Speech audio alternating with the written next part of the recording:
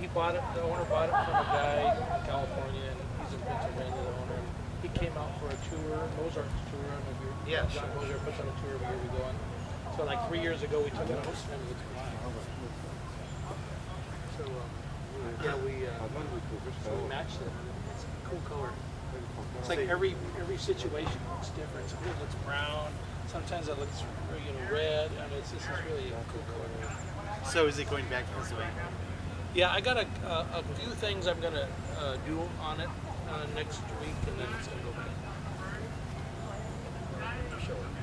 Yeah, I think maybe the Hershey and Hershey.